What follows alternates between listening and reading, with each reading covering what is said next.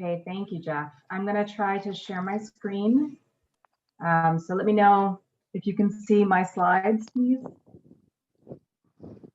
And I'll get started. So I'm talking about my career trajectory as a person working in global health. And I would love to have as much participation as possible. There are going to be parts of this that are probably more relevant to some of you than others. But any questions you have, please feel free to ask as openly as you can. So this is part of what Jeff mentioned. I have a disclosure slide because I work for both a US university, UCLA, and also for Cayetano. And I'm a faculty member at UCLA and an associate researcher at Cayetano. And I work in Lima, Peru, and I have since 2003. So kind of this hybrid version of an international researcher where I work internationally, but continue to have an association with the US university as well. So I'm going to start out at the beginning. I started in, my pre-grad work was in environmental health and political science, which is constantly questioned here because the idea in most places outside of the US is that what you do as an undergrad is going to define your career path. So people here are always astounded that I am not a doctor, I am not a medical doctor, and yet I work as an epidemiologist. In much of the world, working as an epidemiologist means that you started as a doctor. And that's not what I have done. So that's something that it's always kind of figuring out what people think about who I am and making sure that they understand what my qualifications are, what my experience is. I can definitely do what I do, but I don't have a medical degree. So I also did study Spanish from a very early age, but I really became fluent when I was a Peace Corps volunteer in the Dominican Republic. And definitely fluency helps. So if you are working internationally, getting as good as the language, as good in the language that you will be working in as possible, definitely helps. And I'm including links throughout because you can do Peace Corps at any age. So if you feel like taking off a couple of years and doing Peace Corps when you're 35 or 60, it's a great experience and something that really got me. That was when I became interested in working in HIV prevention.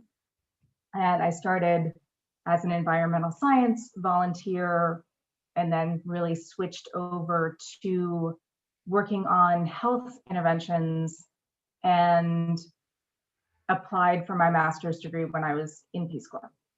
So I did my master's at Johns Hopkins in social and behavioral interventions in international health. And that was when I really started working with the research group in Peru.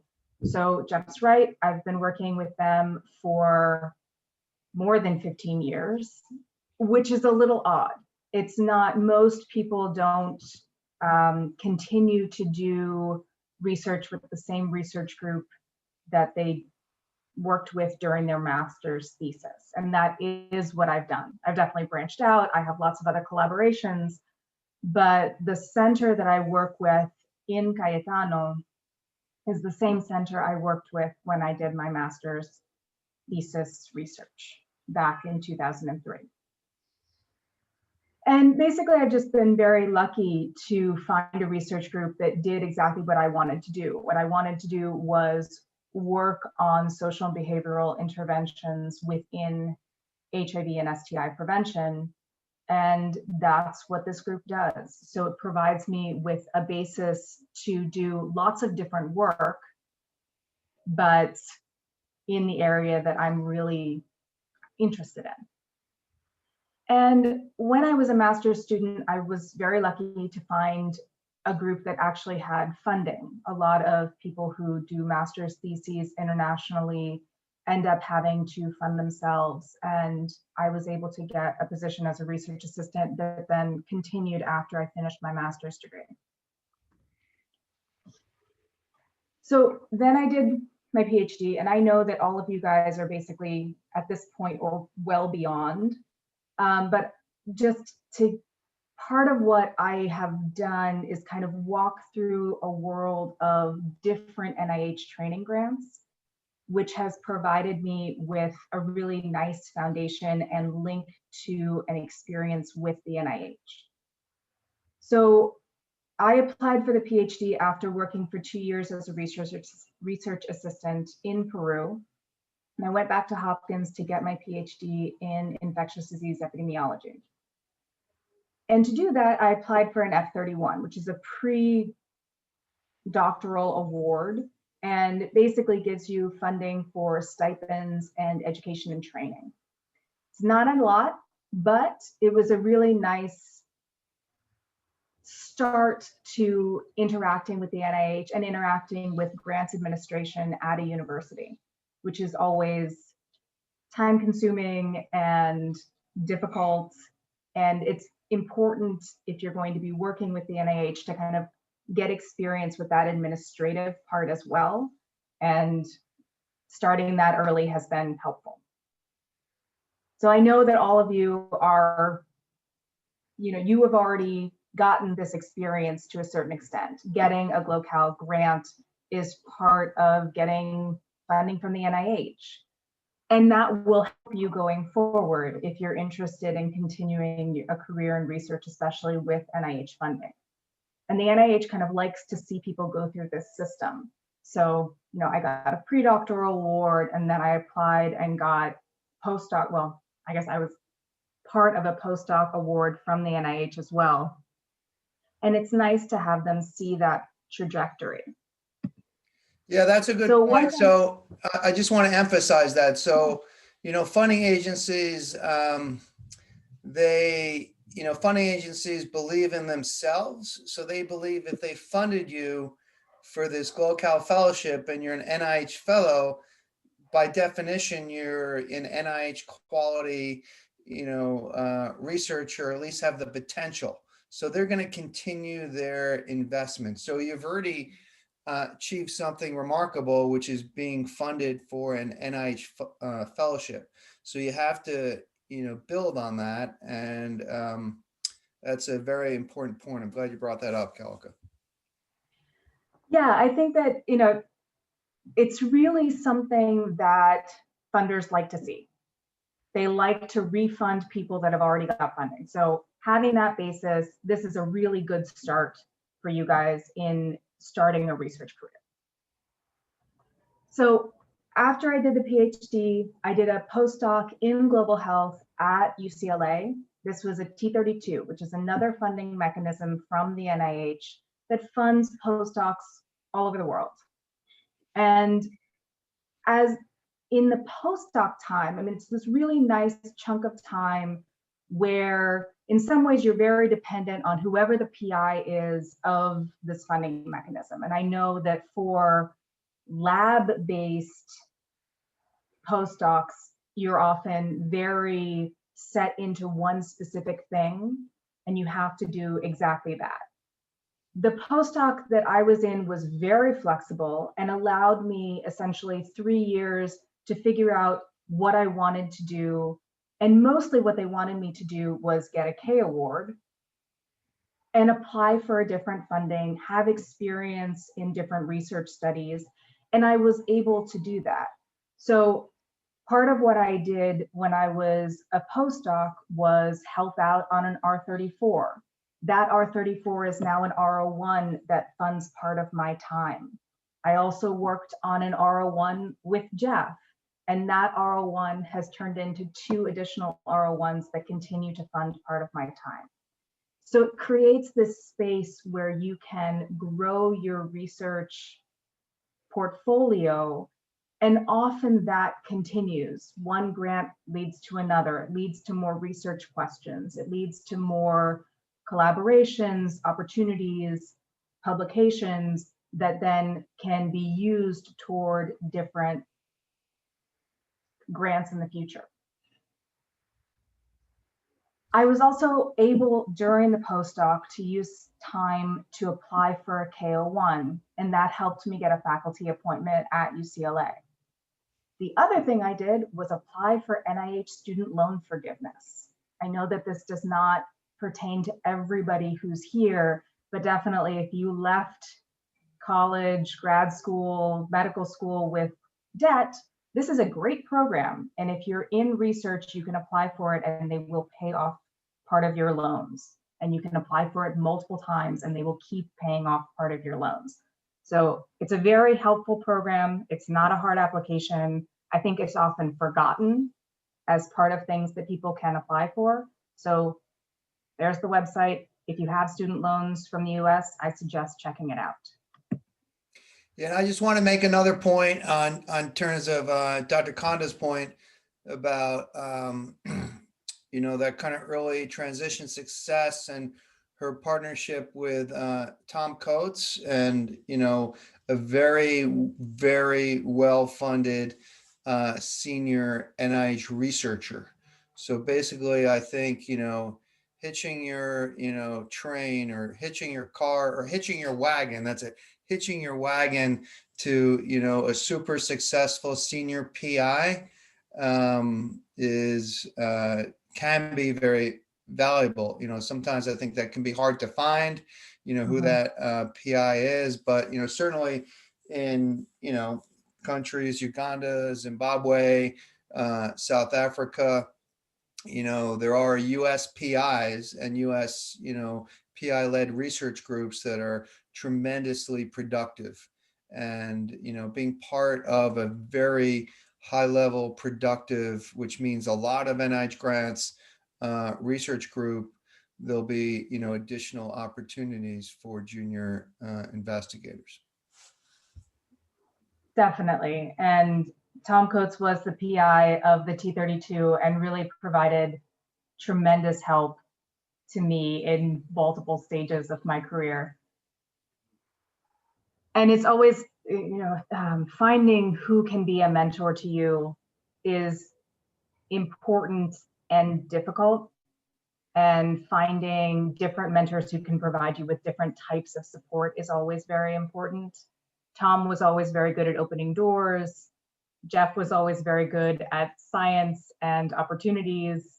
And then I have other mentors who focus more on different, I mean, even like work-life balance issues. And it's nice to have this like conglomeration of people who can support you over time. And it ends up being very important.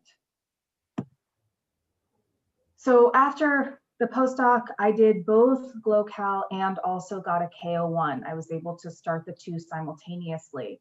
And they funded research on gay couples in Peru and HIV prevention with slightly different research questions, but the two were complementary, which was very nice. It was a lovely way to start out my K and get additional support from GloCal and all of the mentoring and education that goes along with both. So you guys are in GloCal right now. You have mentoring support, you have educational programs that are part and parcel of the program. And the K01 operates similarly. So you also have a mentoring team in a K, and you have the ability and funding to form your own educational program.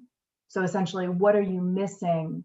What kind of specific topics, areas, courses would be helpful for you to go from being a postdoc, a PhD, a medical doctor with a master's degree? Maybe you're missing a few things in terms of data analysis that you can get courses on within the K. So it's another funding mechanism from the NIH. And there are multiple different types of K awards. I had a K01, there are also K99s, K03s. There are lots of different mechanisms, and they provide this really nice space of having dedicated time to research where you can kind of take a breather from trying to get funding all of the time and really focus on starting out your career. And that was what I was able to do from 2013 to 2018, which was very beneficial to life experience, career, everything. So then a note about NIH grants. I've definitely had multiple NIH grants in my career and continue to apply because that's just the way things are. And one of the nice things was I got grant writing experience from the very beginning. So even as a master's level research assistant, I was put into grant writing to help out. So at the beginning, that might just be literature reviews, finding references, working on all of the supporting documents that you have to turn in for a grant. I am by no means a wonderful grant writer. It's not something I'm tremendously good at, but nevertheless, having all of that experience really helps. I know how to run the assist system. I know all of the documents that I need to get to different types of universities for all of the administrative processes to get a grant in. And that's tremendously helpful. It cuts down on time when you're trying to get a grant in for a deadline and you need to get it done. So if you can participate in grant writing, even if it seems like, well, why would I do this? It doesn't benefit me. I'm not going to be here in a year. It's something that is important and can really help you by just providing you with that grant writing experience for later on. And even if it's not NIH grants, kind of any grant that you can apply to, if you're interested in research, it's definitely something that you're going to have to do at some point to some funding agency. So the other thing is to branch out from the NIH. The NIH is tremendously difficult. You guys have already gone through a big hurdle in getting into GloCal, and that's a wonderful experience. But there are other funders out there. I have definitely worked for the WHO, UNAIDS. We have a big grant right now from UNAID, which is kind of a subsidiary of UNAIDS, sorry. Local governments provides funding for many projects, industry as well. All funders are different. Keep in mind that I know it's like the NIH is incredibly prestigious and it's wonderful to have NIH funding, but the NIH does not have a monopoly on good science, especially internationally. Go ahead and branch out. It is not bad to get funding from other places. Sometimes I think that we have this message that the NIH is like the only good place to get funding for research, and that's definitely not the case. And I don't have a tremendous experience with the industry side. I have much more experience with kind of international funders, but all of them are worthwhile in trying to figure out what you want to do. So part of what will also happen is you get offers to do things. Consultancies come and collaborate with us. And part of it is deciding when to say yes and when to say no. What's a good opportunity?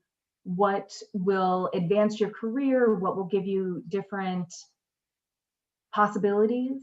And it's not always an easy decision. And there's always part of it that's time and money. You often have very little time and you often need resources. So that's definitely part of the equation. Do you have time to do what you're being asked to do?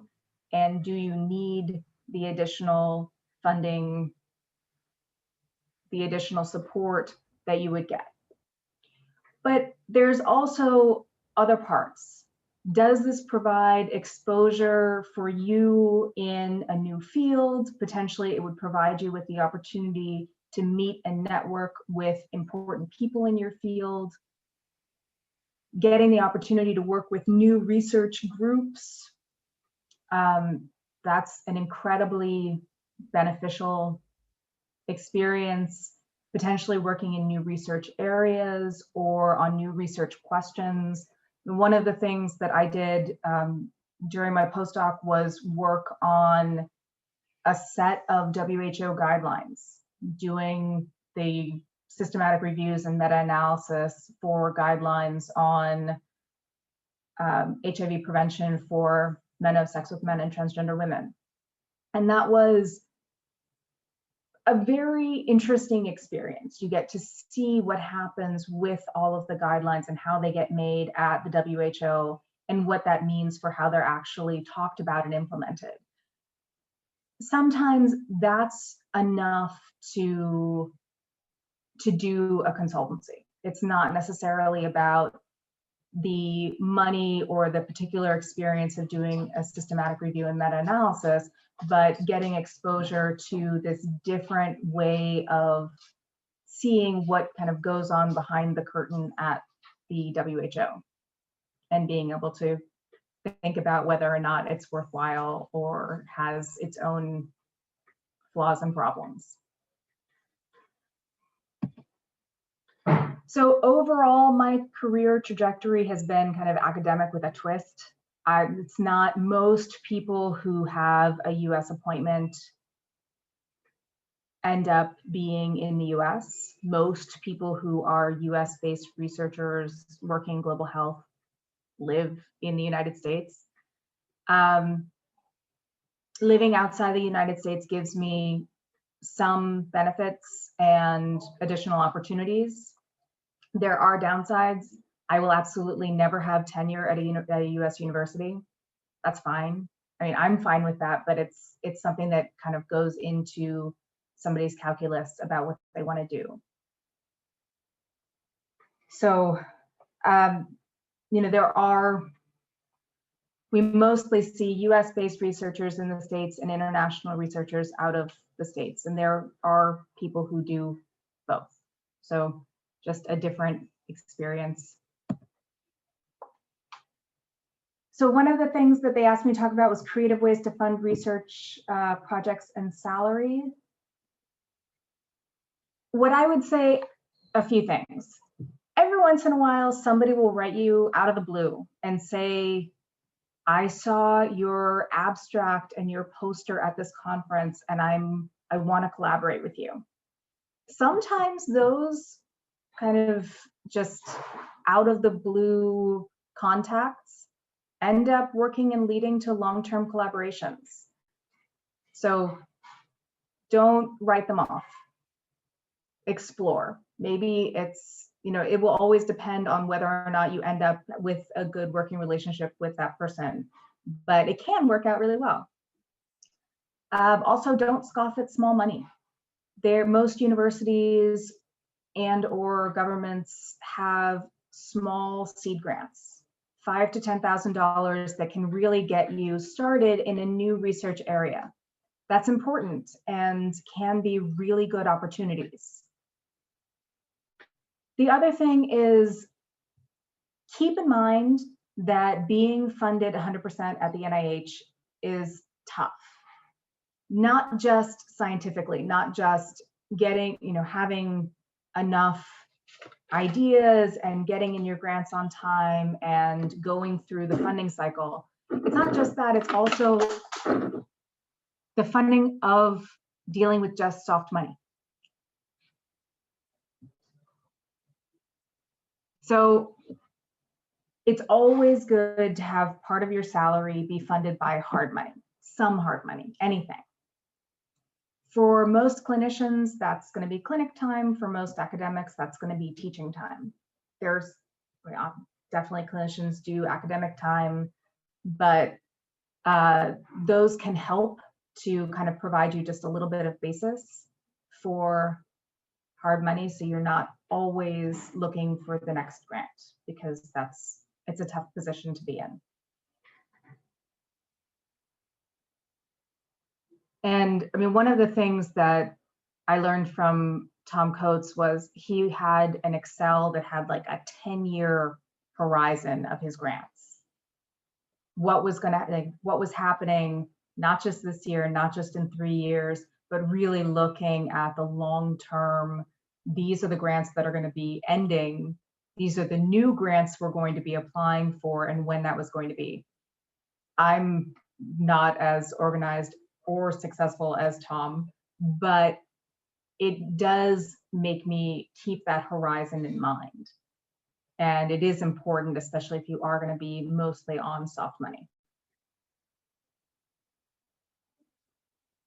So one of the things that I've done is do an undergrad course for UCLA. I have an appointment in the medical school. As I mentioned at the beginning, I am not a physician, so I am not going to be teaching medical students.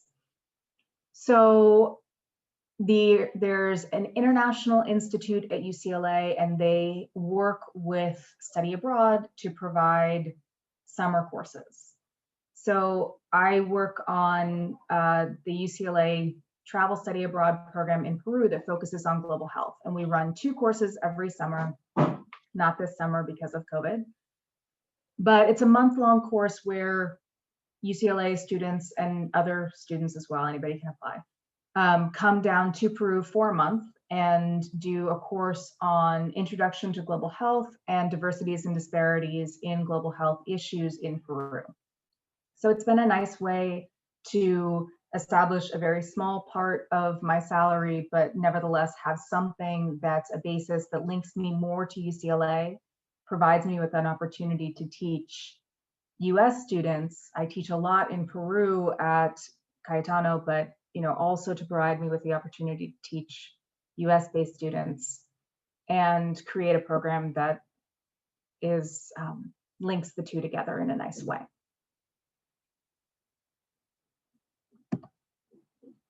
So some additional thoughts: to the best of your ability, find colleagues you like and work with them. It's not always easy to do that, but we work a lot. And if you are working solely with people that you do not like, that is not fun. Part of it is really enjoying what you do. And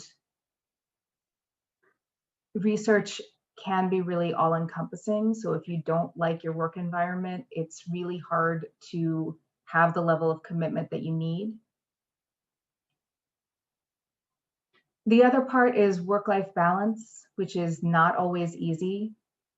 You don't have to work 24/7. It's not healthy. Figuring out how to have some kind of work-life balance is a good idea. And figuring out what that means for your resources. So if you want to work at 80% time or 60% time, and that's what you can end up doing, then great. And have the level of commitment for the time that you are working to really get things done. And one final thought is that your students and mentees often turn up later on, often in important positions and are doing new and interesting things. So treat everybody well. Your students and mentees are an asset, not a liability. And having those relationships last and create new opportunities is a really lovely thing. So those are my thoughts on my career trajectory and how things have worked in global health. Anybody have any questions? I have a question. Thank you. Hi. Konda. Hi, I'm Abby again. I'm the UCLA orthopedic surgery resident doing work in Tanzania. I have a question about that loan forgiveness program. I was wondering if I would be, if I'm eligible for that, doing this GloCal Fellowship, and like when the best time to apply would be. I know you had like your 3-year postdoc, so like at what time point did you do that? But now just having a year for GloCal, and I'm not sure when I'll be applying for like more NIH funding. Just so for that. I think that what you have to have is some percentage time that's committed to research, and I don't remember offhand what it is. Okay. So I think you have to have a certain percent time that's committed to research, and then have that be something that's not going to be for like the next 3 months, but for potentially the next year. I'm not sure exactly what the Yeah, so I the- think you're potentially be eligible for 1 year. So this 1 year fellowship would give you 1 year potentially of loan repayment. It's usually 1-to-1. Probably good to check that out now. Okay. You probably have to apply at least during. I don't know if you can apply retroactively, Okay. and then see if that's available. It's Cool. possible you have to apply before, but I don't think so. I think Paul Adamson just got this. He's on a T32, and he gets every year. He has to renew every year, but he probably applied after he got the fellowship. Cool. Thank you. Yeah, I think you can apply after the fact. And I think that they have multiple deadlines per year, like it's not one per year. Okay. But I would definitely go and check it out. It's worth Yeah, we'll check that out. Thank you so much. That was really great talk. it. Thanks. I have a Hey, question. Dr. Oh, go ahead. I'm sorry. Thank you so much for your talk. I was interested in the international study or the study abroad program that you talked about developing. I actually went to UCLA for my undergrad, and I did the Education Abroad EAP program, and that seemed like such an institution. And I'm wondering how, I guess as a faculty member, you go about establishing. I'm not sure if yours is within EAP, but if you have, kind of a place that you like to bring students and a particular curriculum in mind, how you go about establishing that, like in a university where there's already such a big, institution of education abroad. Yeah, absolutely. So this was kind of a combination of two different places at UCLA, the International Institute, which has a variety of programs and also works with specific majors and minors at the school, and then also the travel study program. And travel study, I mean, honestly, I'm not sure if EAP, I think EAP is a different part, but travel study has like 50 summer programs across the world. And what we did was get a small grant from the International Institute to fund the curriculum development, and then use that in conjunction with conversations with travel study.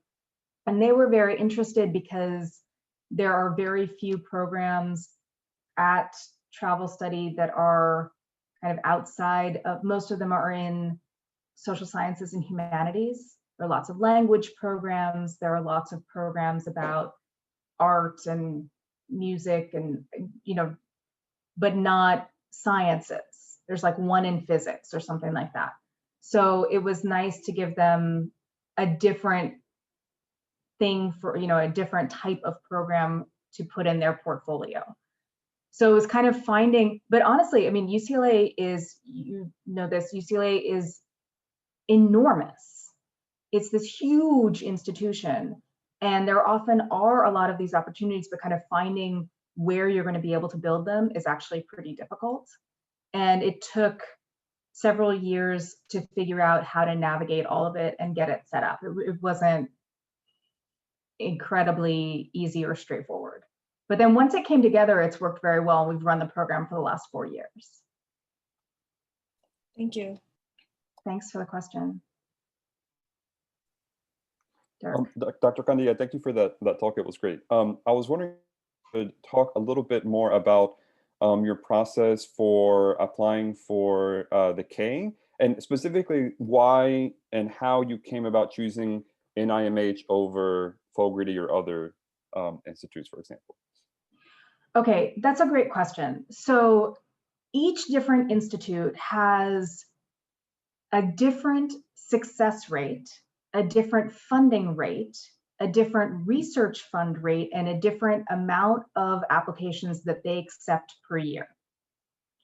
So I decided to apply to the NIMH because, I mean, I had already worked on NIMH grants, so I knew a little bit about the agency, and I knew that they would accept, that they were interested in the type of social and behavioral research in HIV prevention that I wanted to do.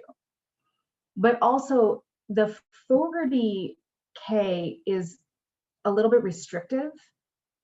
So it's unfortunately the only option. There are options for international researchers, but basically Fogarty is the only option for international researchers. But I kind of wanted to leave it for international candidates. And it has difficulties. They have very few that they give out. It's a couple a year, and they only allow you to apply once a year, which in the NIH funding cycles, that's really hard because you get back your comments and then you have to wait a full year to reapply. And I know people who have gotten it, but they've gone through that for 2 years because it's not like the regular NIH funding cycle where there are 3 times you can apply per year. And so you get your comments. If you really hurry up, you can get it in for the next cycle. And so it just kind of shortens the time. Whereas if you apply for Fogarty, it's long. So that's part of why I didn't apply to Fogarty, but also their salary cap and their research cap are a lot lower. And other agencies like NIAID is actually, it's even higher for research and higher for salary, I think, and they have a lower bar for applications. So really looking at kind of what the success rate is for candidates and what you can fit your research into is always a good idea.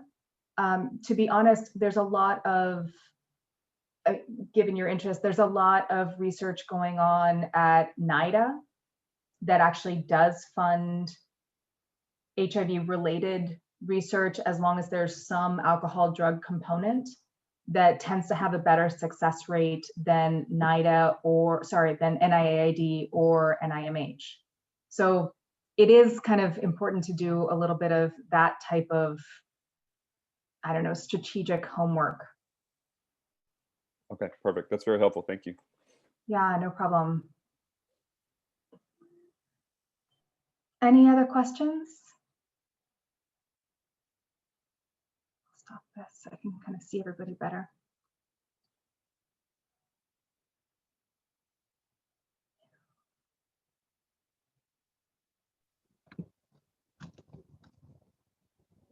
Nope, no more questions. Well, thank you very much. Wait, Asteria, do you have a question? No, I don't have. No. Okay. All right. Okay. Perfect. Thank you very much for your attention. I know all these Zoom spaces can be a little bit dizzying.